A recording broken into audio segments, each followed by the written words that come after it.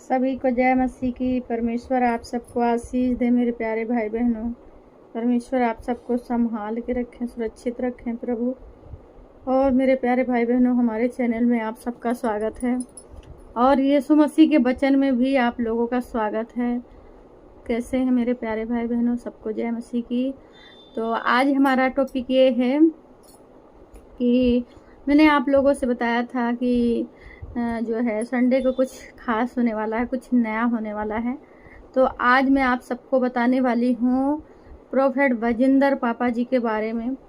मैंने कहा था कि दिसंबर में मेरे को खबर मिली है, जानकारी मिली है कि प्रोफेट वजिंदर पापा जी दिसंबर के महीने में छूट रहे हैं, ठीक है। लेकिन ये खबर नहीं मिली थी कि वो किस डेट को छूट रहे हैं, ये चीज़ नहीं जानकारी थी। बट अभी जानकारी मेरे को मिली है कि प्रोफेट वजिंदर पापा जी किस डेट को छूट रहे हैं दिसंबर के महीने में। तो ये भी मैं आप सबको बताऊंगी कि किस डेट को पापा जी आ रहे हैं। तो आप लोग उनके स्वागत के लिए तैयारी पहले से बनाए रखें। और आज आप सबको सब क्लियर बताएंगे, तो आप लोग मेरी वीडियो में अंत तक बने रहिए। आप लोग मिस कर देते हैं, इसलिए आप लोग जानकारी नहीं प्राप्त कर पाते। तो आप लोग हमारे वीडियो में अंत तक बने रहिए, तभी आप लोगों को पूरी जानकारी मिलेगी, ठीक है।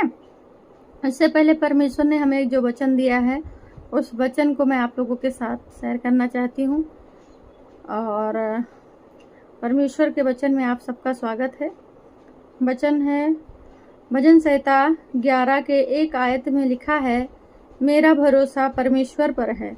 तुम कैसे मेरे प्राण से कह सकते हो, पक्षी के समान अपने पहाड़ पर उड़ जा। क्योंकि देखो, दुष्ट अपने धनुष चलाते हैं और अपने तीर धनुष की डोरी पर रखते हैं कि सीधे मन वालों पर अंधियारे में तीर चलाएं। यदि नींवें ढा दी जाएं तो धर्मी क्या कर सकता है?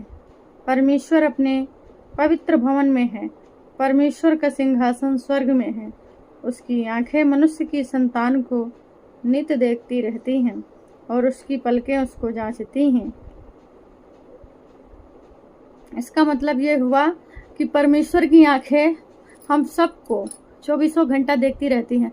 इंसान कितना भी झूठ बोल ले, मीडिया के सामने, पुलिस के सामने, जज के सामने कितना भी झूठ बोल ले, या छुप जाए, अंधकार में छुप जाए, समुद्र में डूब जाए, कहीं भी चला जाए, लेकिन परमेश्वर की आंखों से, परमेश्वर की नज़रों से वो नहीं बच सकता। इस वचन के माध्यम से मैं आप सबको बताना चाहती हूँ कि परमेश्वर का जो वचन है वो यही कहता है कि परमेश्वर की आंखें मनुष्य की संतान को नित्य देखती रहती हैं और उसकी पलकें उसको जांचती हैं कि मनुष्य का स्वभाव, नेचर कैसा है, उसके मन में क्या चल रहा है। तो परमेश्वर सब कुछ देखने वाला परमेश्वर है। चाहे कितना भी पर्दे के पीछे क्यों ना कुकर्म कर लो, कितना भी पाप कर लो, परमेश्वर के नज़र से छुप नहीं सकता। समझ रहे हैं? परमेश्वर अपने पवित्र भवन में है, परमेश्वर का सिंहासन स्वर्ग में है। उसकी आंखें मनुष्य की संतान को नित्य देखती रहती हैं और उसकी पलकें उसको जांचती हैं। यहोवा धर्मी को परखता है। किसको परखता है? धर्मी को परखता है। यहोवा धर्मी को परखता है, परंतु वह उनसे जो दुष्ट हैं और उपद्रव से प्रीति रखते हैं, अपनी आत्मा में घृणा करेगा। वह दुष्टों पर फंदे बरसाएगा, आग और गंधक और प्रचंड लू उनके कटोरों में बांट दी जाएंगी। क्योंकि यहोवा धर्मी है, वो धर्म ही के कामों से प्रसन्न रहता है। धर्मजन ही उसका दर्शन पाएंगे। समझ रहे हैं मेरे प्यारे भाई बहनों? तो परमेश्वर की आंखें सबको देखती हैं। कोई कितना भी झूठ बोले, कितना भी झूठ की बातें करे, झूठ मनगढ़ंत कहानी बताए। मैं एक छोटी सी बात कहना चाहती हूँ, मैं किसी पे दोष नहीं लगाना चाहती, लेकिन बस इतना कहना चाहती हूँ कि जिस लड़की ने प्रोफेट वजिंदर पापा जी पे इल्जाम लगाया, उंगली उठाया है, क्या वो दूध पीती बच्ची थी? बस एक सवाल का जवाब चाहिए मुझे। बस अगर हम हैं, हमारी एज 25 साल है, ठीक है, अगर हमें कोई कहे कि चलो हम तुमको 5 लाख रुपए 10 लाख रुपए दे रहे हैं, तुम ऐसा करो, हमें कोई फुसलाए तो क्या मैं दूध पीती बच्ची हूँ जो उसके बहकावे में आ जाऊंगी? या मेरे को कोई कहे कि चलो तुम कुएं में कूद जाओ, मैं तुम्हें 5 लाख रुपए दूंगा, तो क्या मैं बेवकूफ हूँ, कूद जाऊंगी? हैं, बेवकूफ हूँ? भाई मैं 5 साल की बच्ची तो हूँ नहीं कि भाई मुझे टॉफी चॉकलेट दे दिया तो मैं किसी के बहकावे फुसलाए में आ गई तो ऐसा कदम कर लिया। हैं भाई, इस लड़की ने क्या कहा कि प्रॉफिट जी तो मुझे विदेश भेजाने के लालच में मुझे बहकाया फुसलाया, ये वो। सीधी सीधी बात क्यों नहीं करती हैं कि मुझे तो पैसे की जरूरत थी 10 करोड़ की, 100 प्रॉफिट जी ने दिया नहीं तो उन पर उंगली उठा दिया। ऐसे लोगों के लिए ये वचन है।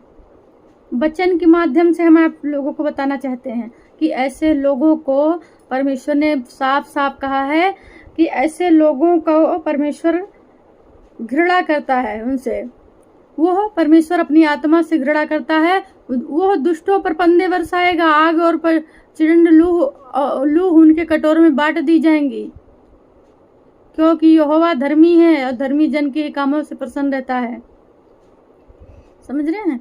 तो झूठ बोलने वालों के लिए परमेश्वर खुद उनके लिए क्या करेगा वो खुद ही जान सकते हैं, क्योंकि परमेश्वर से कुछ छुपा नहीं है।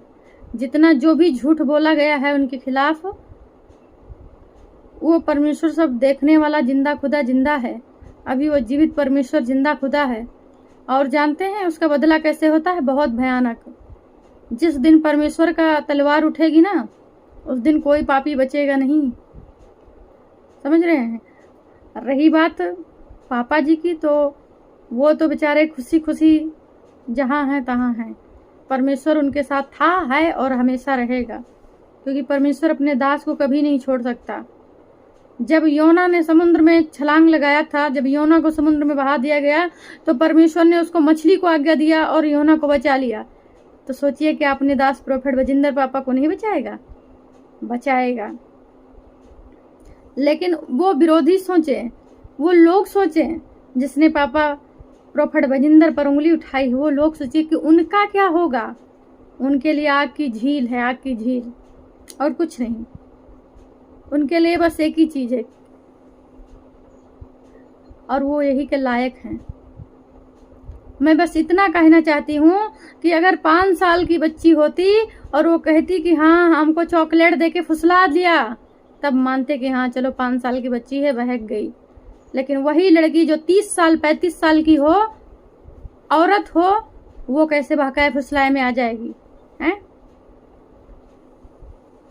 तो बस इसी बात से आप लोग समझ सकते हैं कि लोग किस तरह से प्रोफेट जी को फंसाया है झूठे अफवाह में। वो एक सच्चे नेक दिल के परमेश्वर के दास हैं। वो लोगों का भला करते हैं, वो लोगों का अच्छा करते हैं। ना जाने कितने लोगों का घर बसाया, कितने लोगों की कोख बंद थी, बच्चा हुआ, आशीष पाए। कितने लोग लंगड़े चले, अंधे देखे, गूंगे बोले। कितने लोगों का प्रोफेट बजिंदर पापा जी ने भला किया। कितने अच्छे आदमी अनाथ आश्रम में कितना दान करते हैं, कितना विद्या आश्रम में दान किया, कितना लोगों का भला करते हैं। गरीबों के समझ लो कि वो कितने बड़े मसीहा हैं। जो भी लोग दान करते हैं प्रोफेट जी के अपने घर पे नहीं रख लेते हैं, वो भी दान कर देते हैं। हर शनिवार वहाँ पे चैरिटी भंडारा होता है, जो खिलाते हैं वहाँ पे फ्री में, शनिवार संडे। तो कितने अच्छे वो इंसान हैं।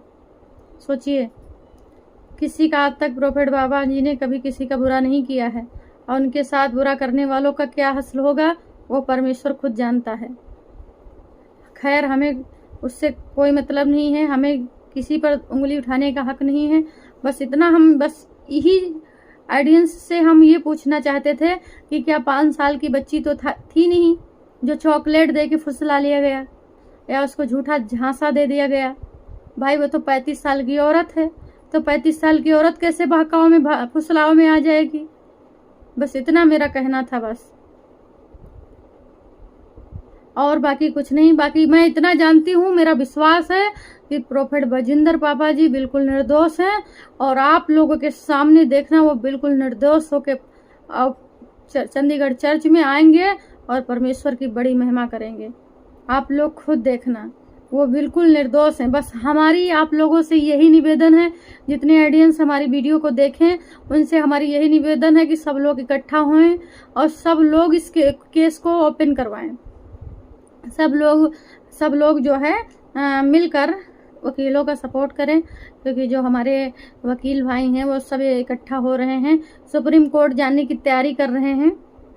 तो हमारा भी फर्ज बनता है कि हम जितने परमेश्वर के बच्चे हैं और प्रॉफिट जी के लिए हम लोग भी कुछ करें। हमारा भी फर्ज बनता है। जब तक प्रॉफिट जी जब यहाँ पे थे, कलेसिया में थे, चर्च में थे, तब भी हम सबके लिए कितना दुआ करते थे, और जेल में हैं तो भी वो दुआ करते हैं।